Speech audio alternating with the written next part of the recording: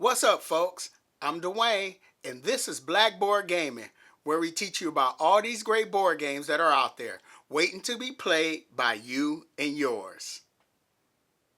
I'm a simple man, don't wanna complicate you.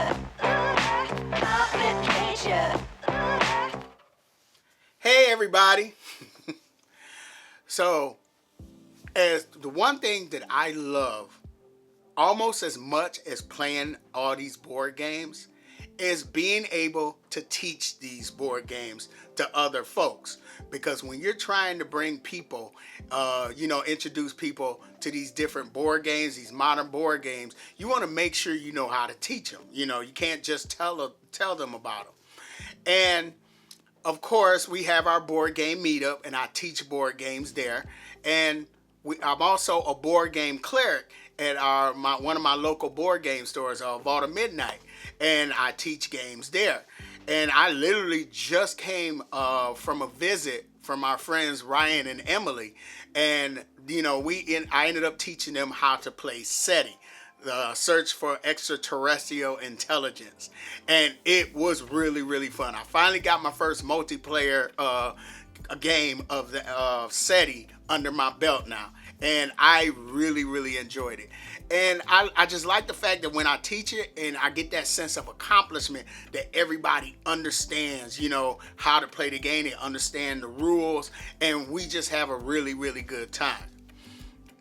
Now, the challenge that comes with teaching board games is the fact that every year there are thousands of new board games coming out. And so we're always playing new board games, learning how to play new board games. So when you want to revisit an old favorite, sometimes you have to re-educate yourself, for lack of a better word, by watching a video or going through the rule book again, So in today's video, I want to talk about 5 board games that I can teach with no prep time.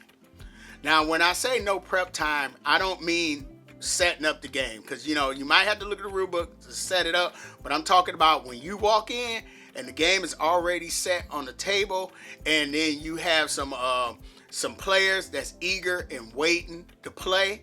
You're able to just go over there and teach the board game. Now, I got this idea because there's this video I've been watching where Batman is visiting the different animated worlds, and he's telling them how he can defeat their villains with prep time. And I really enjoyed the video. So that's where I got this idea. So without wasting any time, let's go ahead and get into these games. Now, I do have 2 honorable mentions, and they're honorable mentions because these games came out in 2024.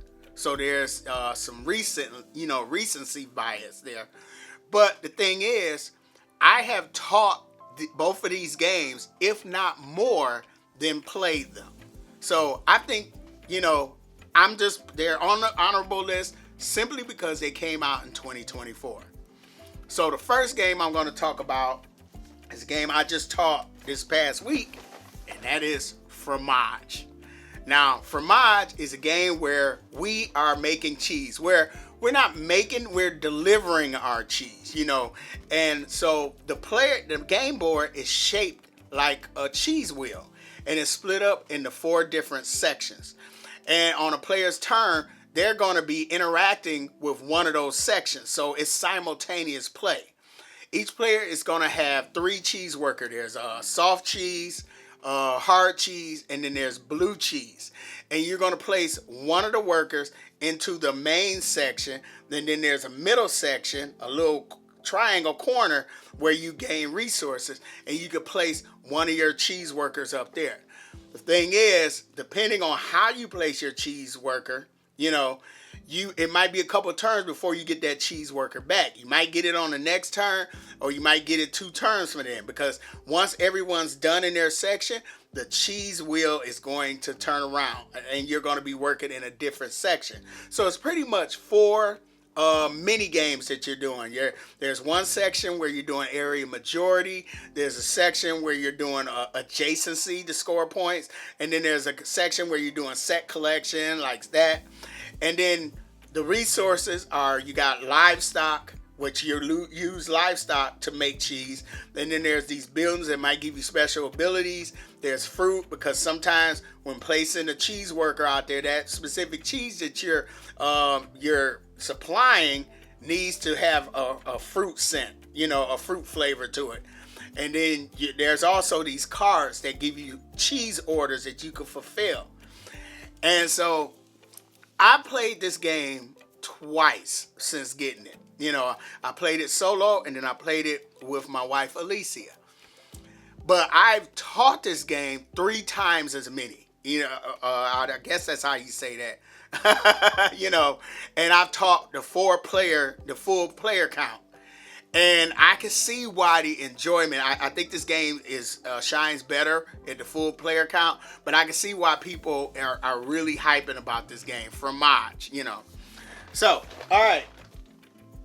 The next game, the honorable mention, is this game here. And this was like my 3rd favorite game of 2024, and that's Harmonies. Now, Harmonies is an abstract game, kind of remind you of Cascadia, where you taking these wooden tokens, drafting these wooden tokens from the center of the table, and you place them on your player board to make a landscape, And so there's certain ways to score points, like trees, you get points by their different heights. Mountains, you score if they're parts of a chain, and there's different heights for those. You score points for the field, how large a field is. There's rivers, the blue tokens represent rivers, and you're placing them out there. And the other way you score points is you gain these animal cards. And if you're able to build that specific habitat for that animal card, then you get to place these cubes out on the board. And the cool thing about it is there's some synergies. If you discover the different synergies, you get to the point where you're placing cubes out at the same time for different animals. Now, like I said, this is my most played game of 2024. But if I'm in a game of it, usually I'm teaching it, and it's just this past week, I taught this game as a board game cleric at Vault of Midnight. I was taught this game to a beautiful family, and they really enjoyed it, So that's Harmonies. I'm pretty sure this is how to play this game. I'm gonna always retain it. Now, the one thing I did forget to mention before I get into the list is, so I wanted to make sure that these games have a level of complexity. So you won't see any games that's below 2 based on the Board Game Geek website. So you won't see games of like Trio or Flip 7 and Green Team Wins, because those are rated close to a 1 complexity. The games that I'm mentioning here are based on 2 complexity or more. So, all right, so we got Harmonies is rated 2.01. So that's probably the lightest one. And then Fromage is rated 2.45. Okay? So, the next game, the first game I'm going to talk about that's on the actual list is this game right here. I just taught this one 2 weeks ago. And that's the White Castle. So I'm kind of be careful because I got the storage solution. It's hard to get everything in this box. So the White Castle is rated at 3.02. So, and I am able to just teach this game. If somebody wants to learn this game, I'm able to teach it. Now, the thing is, what you're doing in this game, you're drafting a dice from these bridges. There's 3 different bridges on the board, and you're drafting dice from one end of the bridge or the other end. Now, if you draft the dice from the left end, then you get to activate your lantern action, which will give you some resources in the game. If you draft from the higher end, then that dice is going to have a higher pip value. And so then you're going to place your dice out on the board. And depending on where you place your dice, you're either going to gain money or lose money. You'll have to spend some money rather. And then you're going to take certain actions. So 3 of the main things you're trying to do is you're trying to get courtiers up into the castle and move them using your mother of pearls. You're putting farmers out into the field, spending food. And they give you bonus points or bonus actions. And then you had the warriors, which you spend metal to put them out into the training yard. And they're going to score points. Like the Warriors are going to score. They're going to be multipliers for how many people you got in the castle, the courtiers. And courtiers are going to score points for which level they're on. And then the farmers are going to score points based on their placement out into the field. And the thing about this game is you only got 9 turns. So you're trying to, it's going to be 3 rounds, 3 turns each. So you only got 9 turns. So you're trying to maximize what you're doing. So you're able, you might place a dice here that lets you do this action, that gives you this resource, and an action that allows you to do this other action. So you're trying to maximize and combo your turns. Now, this was my favorite game of 2023. And I played it so much that I think that's why I can say that I can teach this game with no prep time. You know. Now, the next game I want to talk about, I think this came out in 2022. Yeah, I think so. And that is World Wonders. Now, the last time I played this game was at Grand Con with Mick and Starler from Our Family Plays Games. And in World Wonders, it's a tile placement game. And you're pretty much drafting tiles. But the thing is, you're not just drafting. You have to pay for them. So you get like 7 coins at the beginning of each round. And you're going to spend a certain number of coins in order to get these tiles and place them on your board. And so there's streets, there's large streets, small streets. There's the tiles there that represent like residential. There's a market. There's farmland. There's also churches, pretty much. I want to say churches. And the other cool thing about this is there are these wooden world wonders. Like there's the pyramids of Egypt or the Easter Island statues. And when you gain those, you have to spend the rest of your money. So this kind of a push your luck element where you can, like the wooden wonders, they come out, and the world wonders rather, when they come out on the board, they have a different a specific requirement that you have to have these certain tiles out on your game board. And so the thing is, other players may have the tiles that fit that requirement. So do you want to spend all your money? Because when you get those wonders, you spending the rest of your money and you're out for the remainder of the round. So, I mean, I could teach this. I've taught it like a few months ago. Like I said, the last time I played it was at Grand Con, but I have taught this game, World Wonders. It's a beautiful game. This is one of our favorite, if not the favorite, if I can remember correctly, of 2022. All right. This next one is probably, I want to say it might be the oldest game on this list. And this is my favorite card game of all time, Wind the Film. Or Photograph for the reprint. And so in Wind the Film, you are a photographer and you're taking pictures. And you're going to start with a hand of 5 cards that represent sections of the picture, you know, points in the film or whatever. The thing is, and then also rather, the thing is, you cannot rearrange your hand. Once you get dealt your hand, you cannot rearrange those cards. And then there's going to be cards out in the middle of the table. Some of them are going to be face up. Some of them are going to be face down. And the face down cards is going to show you what number those cards could possibly be, because the cards come in 7 different colors, and each color there's 1 through 12. So what you're doing in this game is you're going to draft either 1, 2, or 3 cards from either sides of the display, and you're going to put them in your hand on the right, you know, one at a time. And then you're going to take a card from the left and place it further to the right. And that's going to be called winding the film. And then you're going to play a number of cards based on how many cards you drafted from the table. So if you drafted 2 cards, you have to play 2 cards. And when you play in cards, you're playing them in the 7 different color sequences. So let's say the brown, let's say I play a 6 in the brown.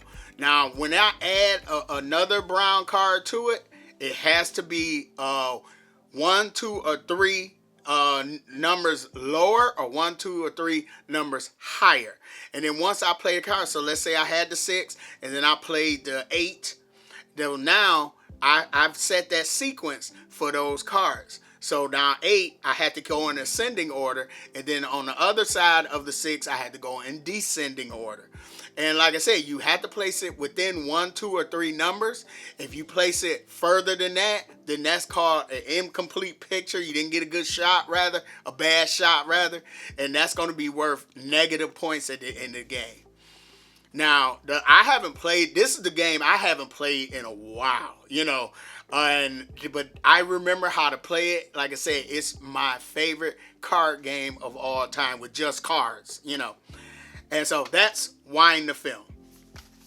The next one, I'm sorry, I forgot to mention, World Wonders was rated at 2.23. Wind the Film is rated at 2.03 according to Board Game Geek, which I think that Wind the Film should be a little bit higher, but yeah, it's over 2. So the next one is probably the heaviest game on my list, and that is Ark Nova. Yep, I said it. This is rated at 3.82 according to Board Game Geek, and I feel I could teach this game with no prep time. And why I feel that? Because I hadn't played it in a while, and my wife, Alicia, has always been talking about playing it because she really was attracted to the theme. So we finally got it to the table, and I was able to teach her this game with little to no prep time. Pretty much, yeah, little to no prep time. So I can honestly say I could teach people how to play this game. And really what you're doing in this game, you have 5 cards.